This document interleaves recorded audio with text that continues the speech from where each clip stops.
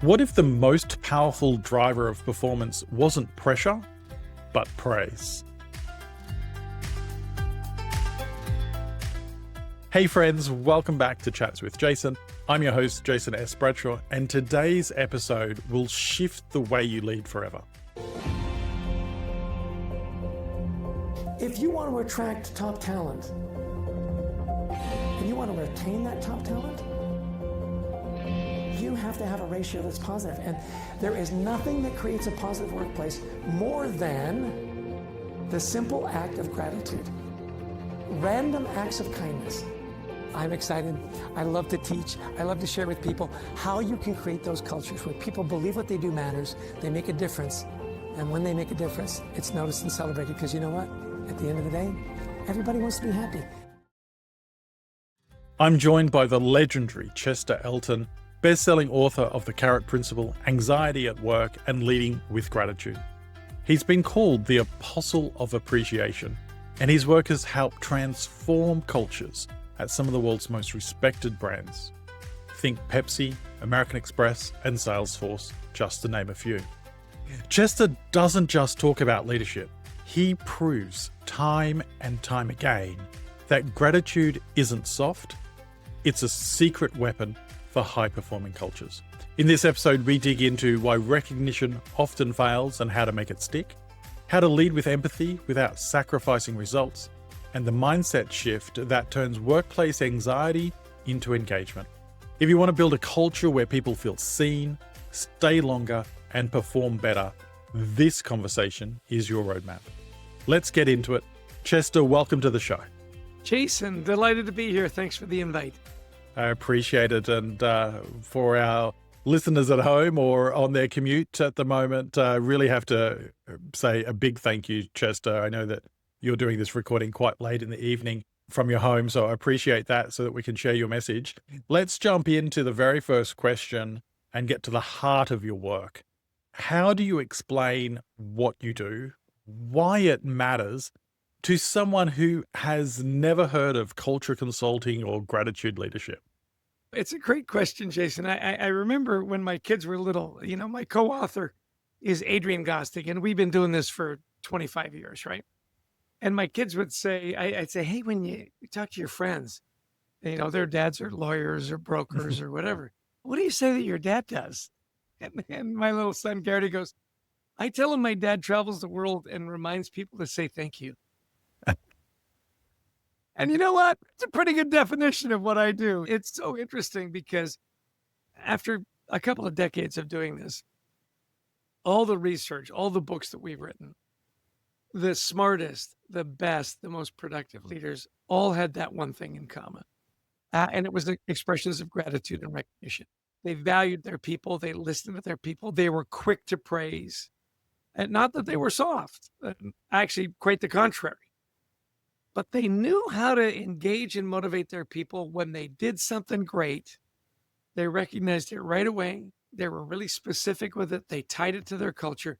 And they knew that they were going to get a lot more productivity long-term, and in many cases, short-term, if they really did value the people that worked with them. And isn't that lovely to know that like the nice guys and the nice women actually finish first? Yeah, absolutely. I was just about to say it just proves that the nice guy doesn't have to, or the nice person doesn't have to finish last. You've worked with numerous leaders over the decades at some of the world's most recognizable companies. What's one thing that even great leaders consistently get wrong when it comes to recognition? It's to do it right away. Often leaders, you've got so much on your plate and you'll say, well, I'll remember later. And you won't. One of the remedies for that was a wonderful leader that we got to interview for one of the books we wrote, Leading with Gratitude. Ken Chenault. He just retired as the CEO of American Express. And over the years, we've bumped into a lot of people that work for Ken. And it was so funny. They'd say, he always had this little notepad with him. And something would happen. You'd see him scribble it down really quick. And then, on the flight back, he would write these thank you notes to all these people because he knew if he didn't write it down, he was going to forget it. So often we forget that if we don't do it right now, we're probably not going to do it. Yeah. I love the intentionality behind, if now's not the right time for time pressure or whatever reason, that he's taken the time to write a note so he doesn't forget. It's a great reminder to us all that intentionality makes a difference between our actions. So you've said, I think maybe 3 or 4 times already, and we're only a few minutes in, that gratitude isn't soft.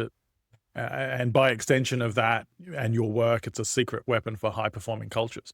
Can you walk us through the business case for appreciation? Like, some people watching this want to know, what's my ROI on saying thank you? Yeah, it's so interesting that we take recognition. We say, look, it's a key part of any great culture. I feel valued. I feel appreciated.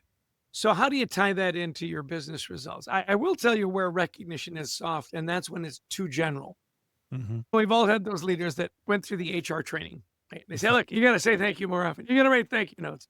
You got to be more appreciative. And they'll come in and they go, hey, great job, great job. Jason, you're the best. You're the Tower of Pisa. Without the specificity, it is soft and it's meaningless and it becomes irritating fairly quickly, actually. Mm.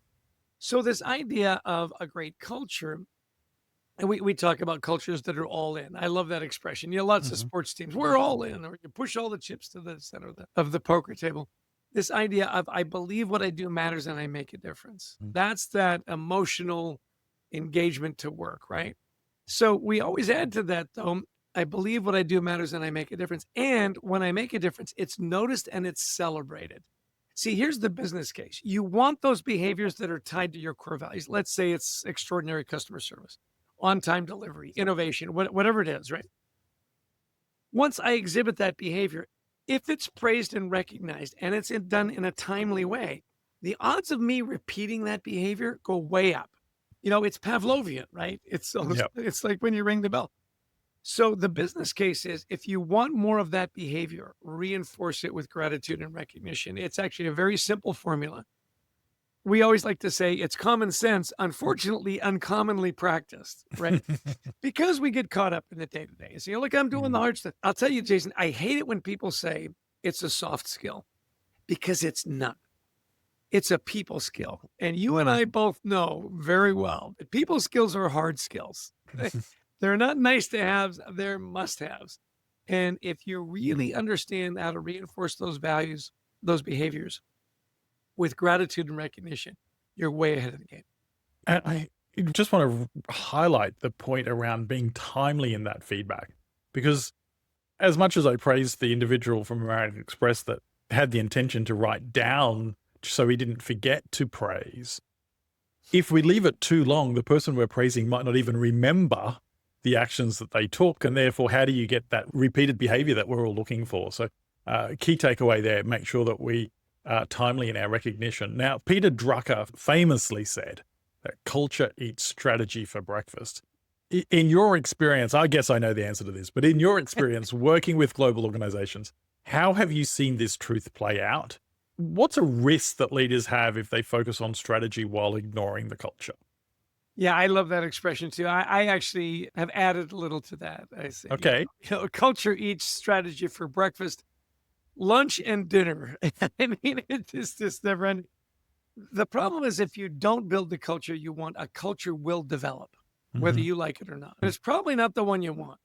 So being very intentional about your culture. I'll share with you a couple that I think are phenomenal. First and foremost, and I don't think they have them in your neck of the woods, but Texas Roadhouse restaurants. It's this Mhm. fabulous restaurant chain here in the States. And they've got some international. They've got Seoul, Korea, and Taiwan, and so on, a few international. Their mission, vision, and values are boiled down to 4 words. It's beyond brilliant. Legendary service, legendary food. The thing is, they want to own the word legendary, and they do. Mhm. And it's very easily expressed in their culture in that if the food comes up and the waitress or the waiter doesn't think it's quite right, all they have to say is, you know what? Not legendary. Can you do this Mhm. again? And the cooks and the chefs, no problem. Like, if you Mhm. don't think it's legendary, I don't think it's legendary. Mm. I will tell you a funny story. Adrian and I actually wrote the autobiography of Kent Taylor, who was the founder of this like 400 restaurant chain. Well, as they started to grow, of course, they brought in consultants and different things. And Kent actually and I apologize to any MBAs that are listening. He hated MBAs, and he hated people that wore ties. Like, he would cut it off, and people would actually wear their ties so that they cut it off so they could have it as a souvenir, right? It was very funny. But they got this one consultant, they said, Kent, you got to kind of come up with the times here. You got to talk about the environment. You got to talk about equity. You got to talk about inclusion, and on and on and on. And he said, you know what? Have at it. 2 rules. Whatever you come up with can't be more than 4 words. And 2 of those words have to be legendary. So the reason I tell you that is very intentional about this is what we're all about.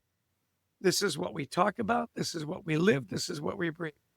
And their quality and their service is legendary. Now, had they not focused on that, if they'd said, okay, we want to be, and you could put all the buzzwords in there that you want, right? It's too confusing. We were doing some consulting with a tech firm out of California. And we said, what are your core values? The guy says, perfect timing. We just had this retreat, like 3 days. It was California. There was probably some hot tubs involved. And I said, great. Well, what are they? And he said, well, let me go get them, which right away tells you that and then he came back and they had 12 core values, Jason. 12. And couldn't remember one of them. And they said to him, you've got no core values. And by the way, Moses only had 10. Now, another great example, big financial company. We just talked about Ken Chenault. Spent a lot of time with American Express. They're blue box values. They're posted everywhere. People know what they are. It's high integrity. You can go to Johnson & Johnson, the J&J Credo, legendary. And it's lasted for decades and decades and decades. So the idea of culture that you want, producing the results you want, and you're very, very intentional about it, and you talk about it all the time. And boy, you think of those names, J&J, American Express, hopefully introducing Texas Roadhouse to a lot of your listeners. And you can't beat it.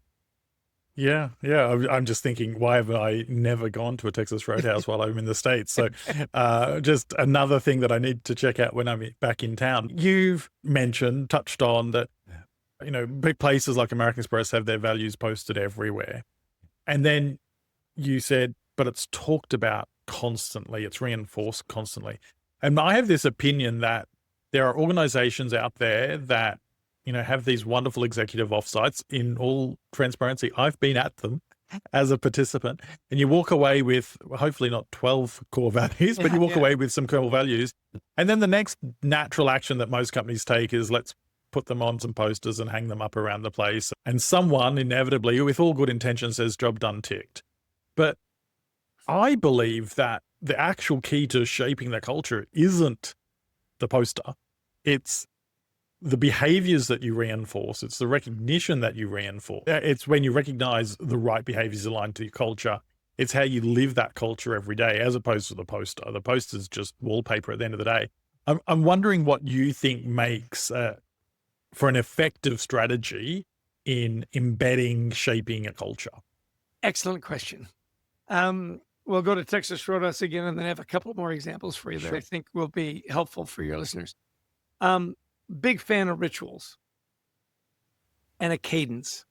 So Texas Roadhouse, before they open, they have what they call their rally alleys, which is brilliant. Now, Texas Roadhouse, right? Employees, associates, teammates, whatever you want to call it.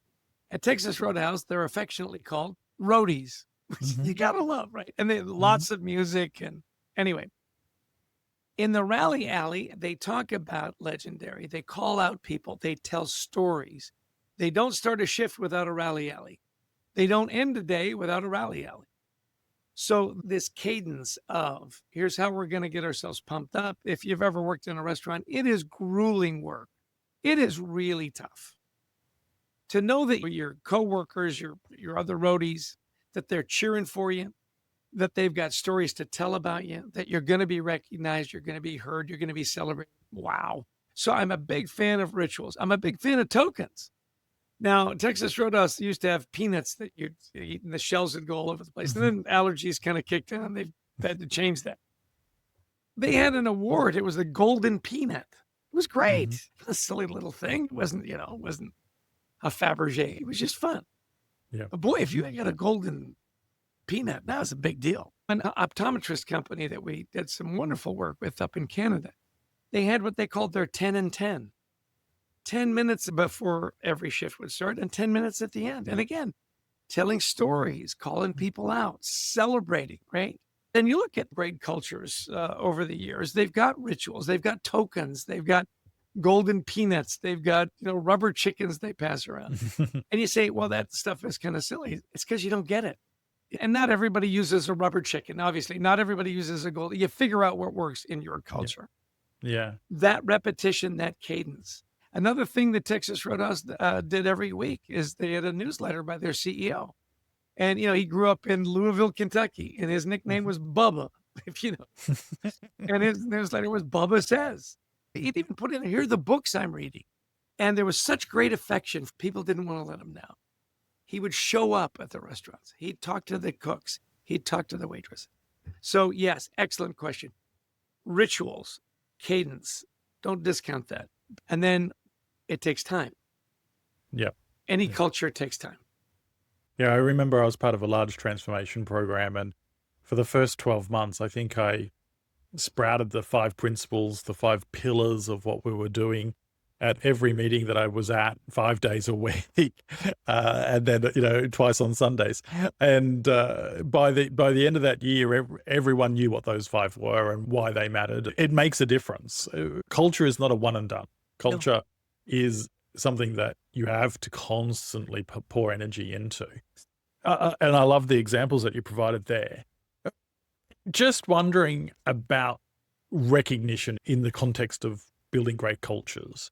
What excuses or myths do you think leaders have that they use to give themselves permission to avoid making practical recognition?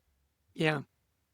First, let me share a little quote that my father made me memorize when I was a little boy. And it was this: excuses, even when valid, are never impressive. Excuses. I mean, we can all come up with excuses. It's the old adage, I don't care how bad the storm was. Did you bring the ship in? Start with, I brought the ship in. Then you can tell me about the storm. Yeah. So some very common ones. One is it won't come across as sincere. It's just not the way I'm wired. Everything takes practice.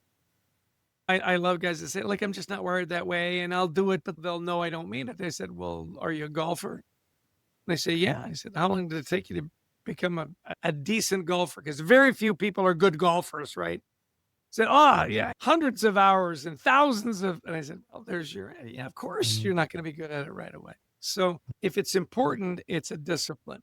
The other one is, I love this, is time. It's always comes down to time. If I had more time, I say, great. Let me ask you something. So Jason's doing a great job and, really knocking it out of the park with this unbelievable podcast he's got, right? You don't have time to tell him he's doing a great job. Well, he knows he's doing a great job. I don't need to tell him. I said, great. Jason screws up. How much time you got for him now? Oh, I'm on that in a New York minute. I said, yeah. So you've always got time to discipline somebody. You've always got time to point out what somebody's doing wrong. And you're telling me you don't have time to tell them what it's doing right? Doesn't that seem a little backwards to you? You go, well, yeah, but. They go, don't give me any buts. Don't give me any excuses. It takes practice. It takes discipline. You have to be intentional. And you don't make the time because everybody gets the same amount of time. You find the time. And that's where rituals really help. You just build it in. We had a wonderful hospital down in Dallas, Texas. And it was a Methodist hospital. It was faith-based. Mm-hmm. They called it the Sacred 60. You're going to love this, Jason. Leaders had to leave their phones and their laptops in their offices. And for 60 minutes a day, they just were going to walk around and point out what was going right. Wow. 60 minutes every day. You go, well, that's a big chunk of my time. They go, yeah. And he said, and that's why it's so important. And I want you to do it. And I want you to report back on it. So, yeah, lots of excuses. I'll tell you what's really interesting, though. Once leaders start to do it, and at the beginning, they're not good at it. You can't expect that, right? The more they do it, the better they get. There's this tipping point, as Malcolm Gladwell would say, right? From you're a leader that gives recognition, you're a leader that gives gratitude, to your leading with gratitude. You're a recognition leader. The more you do it, the better you get. And then there's that tipping point, and it just becomes a part of your leadership style. Great question. Thanks, Jason. That was a good one. As we've chatted, there's so many questions that I have for you, but I've been thinking about organizations, well-intentioned departments set up these things called recognition programs. And they're a little bit different to the rituals that you've talked about. Usually they're an online-based system where someone goes and nominates someone, and then it might go to a manager to approve it. And then if you're really good, maybe it will go to another manager who will approve, a slightly better certificate to get printed in black and white or emailed to you. And you might get yourself a $50 gift card or, some token of appreciation. What's your take on those? Because nothing we've shared today has been about bureaucracy in the process of recognition. None of it's been about let's have 50 steps to saying thank you. What's your take on those sorts of programs? I actually like them. I think it's for those managers that really are so intimidated by, bringing their personality into that. It's a nice reminder, and I think employees really appreciate it. I think it's one of the elements of a great culture. What you're hoping with those, and a lot of those platforms also have non-monetary and no points and all that. You can send a fun little e-card or something. And the thing about those that is lovely, I think, is that you can broadcast it, right? They've usually got pages where people can go in and say, hey, look what Susan did. And if she got this certification or they won a big account or whatever. So when you bring that socialization into it, I think it's great. I think you're right. A lot of times you got to be careful with those because then you say, okay, I brought in a $1 million account and I got 100 points. And Susan brought in a $10,000 account and she got 100 points. There's this commoditization that says your behavior was translated to X number of dollars or euros or pounds sterling, whatever you deal in. So that's where you've got to be careful. I do love the platform, though, that gets you in the habit and broadcasts it widely. So, I think one without the other doesn't work.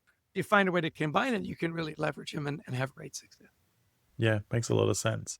So you've shared some really great stories with us. You've got me thirsty and hungry to go to Texas Roadhouse. But I'm wondering whether there's a company that you've worked with, and you don't have to name names, but that's radically improved their performance and retention through recognition. Perhaps they didn't have a recognition program or they weren't intentional about recognition. And with your thought leadership and the work that you do, they've turned that around and really seen a transformative performance level or increase in their business.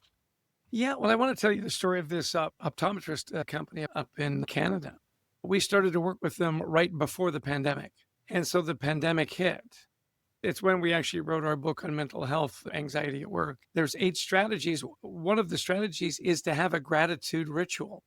And so one of the things that we really focused on was not only are you recognizing and praising your people, and we say, look, do it now, do it often, be specific and be sincere. And that often part became really important, during the pandemic.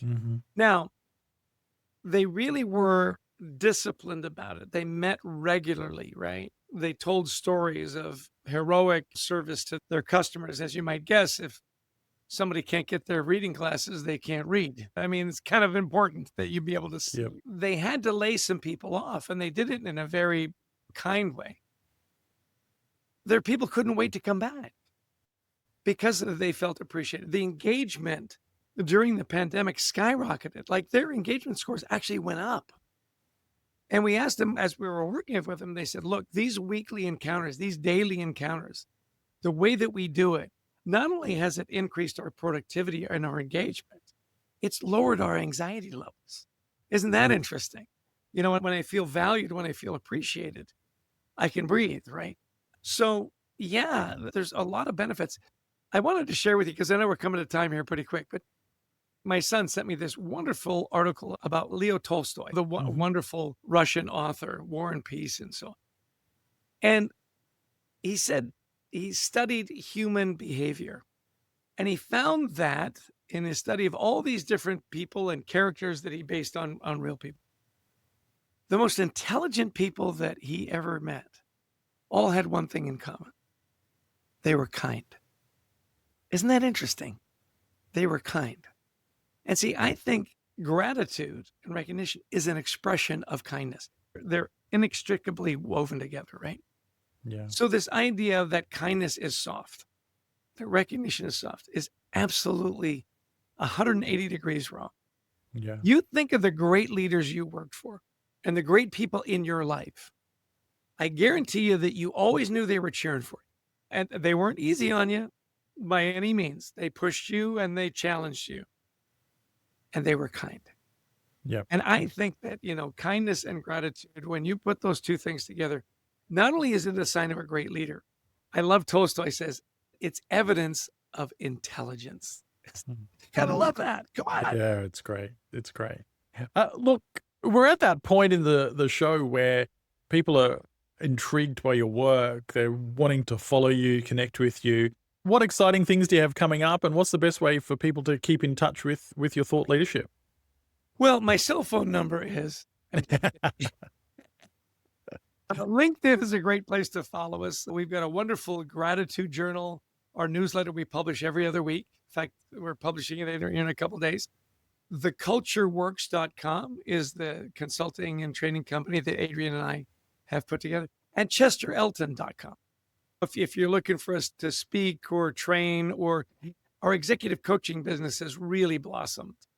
And we love that because, if you can get leaders to really buy in and make the change, the ripple effect through their teams and so on is remarkable. So chesterelton.com, cultureworks.com, tag us on LinkedIn. We'd love to hear your stories and help out any way we can. Fantastic. And we'll be sure, of course, to put those links in the show notes. Now, if you're okay, Chester, I wouldn't mind running a little bit longer on this episode because I've got 3 questions I'd like to finish on. Sure. Absolutely. You mentioned the pandemic just when you were talking about that Canadian optometry firm, and it's reminded me of just how much the pandemic disrupted things. And I know in the US, as is in many of the Western worlds at least, there's this conversation around people returning to the office and hybrid working or remote working. Some are for it, some are against it. I'll go as far as say they hate it. But in this hybrid remote workplace, which is going to exist, I think, whether we like it or not, in some form, it's going to exist. I think if we're really honest, it's always existed. We just didn't have a label for it. But how can leaders show appreciation in this world of hybrid and remote working in a way that still feels authentic and personal? Yeah, time. You give people your time. Call them up, Zoom them up, Teams them up, whatever, however you do it. And you develop a relationship. Listen, I am of the opinion that we are social animals. And while people say, oh, I love being remote, blah, blah, blah. You know what? You get in the office and you're hanging around people, it's a party. It just is. Yeah. And so I'm a big fan of hybrid. And I am a big fan of showing up in the workplace. Now, that depends what your commute is. I live just outside New York City. Trust me, those commutes can be soul crushing. Right. Yeah. I'm going to say New Jersey to New York. That's not necessarily a Sunday relaxing drive. Yeah. Trains even aren't all that reliable. It's, it's not Singapore. Here's the thing, though. You give people your time. That's a sign of, I care. I give you my time. Look, it's no different than with your kids or your grandkids or wherever you are, your neighbors, your friends. You give them your time, and the message is, I care. And when I know a leader cares about me, I'm more likely to produce and do great work. I think it's really that simple. Yeah, fantastic. Yeah, certainly the research work that I've done as well, customers and employees alike, no matter what they say, they crave human connection. Absolutely. Some of us need a lot of human connection and some of us need less, but the reality is someone working remotely needs and desires human connection as much as someone that wants to go into the office every day, and we need to cater for that. So how can an emerging leader, someone that's aspiring to be the next executive, start building a culture of gratitude from wherever they are in their career? Yeah, listen, I'm a big fan of cheering for people. And it's really interesting. One of the most remarkable leaders I've ever known is a sports executive. His name's Scott O'Neill. I've known Scott a long time. Various wonderful jobs from the NBA to NHL. He's now the CEO of Live Golf, which is a huge thing. Yeah, everybody just says that. Wow, Live Golf, that's amazing. I'm not a golfer and it's still wow. Yeah. I've just heard about it, Anyway, Scott builds remarkable teams very quickly, and he bases it on the rule of three. You and I talked about keep it simple, right? And his rule of three is when you come to work, give me your best every day. Give me world class every day, right? Secondly is no surprises. Mhm. If you make a mistake, tell me. He said, very rarely in business are surprises positive. And someone's like, well, yeah, that customer's upset. We missed the deadline. The product shipped late, whatever. The third one, though, he says, is the key. And that is we cheer for each other. So if you can be the leader early on that's quick to point out what's going right, not ignoring what's going wrong. I'm not saying that. If you're the one that can really, build that esprit de corps that says, wow, we're in this together. Now, I love asking executives, tell me about a great team you were on when you were in college or high school or a band or an orchestra or a workplace. What made that team great? And it's always that we had each other's back. We really liked working with each other. We were good to each other. And we cheered for each other. Scott says, look, you look at your team, who's easy to cheer for? And then ask yourself the tough question, who are you not cheering for and why? Maybe they're in the wrong spot. Maybe they need to be coached up. Maybe they need some training. Maybe they need to go play for another team, right? It's really interesting, this idea of, do we have a culture where we support each other, we care about each other, and we cheer for each other? And I think it's brilliant. And by the way, nobody builds better teams than Scott O'Neill. Nobody. Yeah. Well, great advice there. As we round out this episode with one last question, what's the one piece of advice that every leader listening today who wants to transform their culture strategy today, what would it be? What's that one piece of advice you want to leave our listeners with? Yeah, I'll leave it with you in a story. I was born in Edmonton, Alberta, grew up in Vancouver, British Columbia. If you've ever been to Vancouver, it's one of the most beautiful cities in the world, right? I'm the youngest of 5 boys. And so when my older brothers had all left, I had my dad to myself for a few years. And we're a tennis family. And my dad and I had a ritual. We would often go play Saturday morning tennis at the Vancouver Lawn Tennis and Badminton Club, Jason. I mean, this was as old school as you can get, right? What we would often do after we played tennis is we go downtown, we go to McDonald's and have a McMuffin. And my dad used to love to go to the Army and Navy. It was this distressed inventory, 10 cents on the dollar. My dad loved a bargain, right? We'd often have to walk by a place called Pigeon Park. And this is where the unhoused would live, the homeless people of Vancouver. So sure enough, one beautiful summer day, and Vancouver is shockingly beautiful. We're walking down the Army and Navy, and sure enough, this homeless woman is coming across the street with a big brown paper sack, everything she owned. It split open and spilled on the sidewalk. Nothing you and I'd want to own, everything she owned. Now, Vancouver is a walk-in city, and I was amazed at how quickly people just gave her a space and just kept moving. Everybody but my dad. He immediately went up to her, knelt down, helped her gather up her stuff. He said something made her laugh. I'll never forget that. And he escorted her safely in the park. Now, I'm a teenager at this point, Jason, so I pretty much knew the world. Right? And I said to my dad, I said, Dad, you probably shouldn't have touched her. She's probably not clean.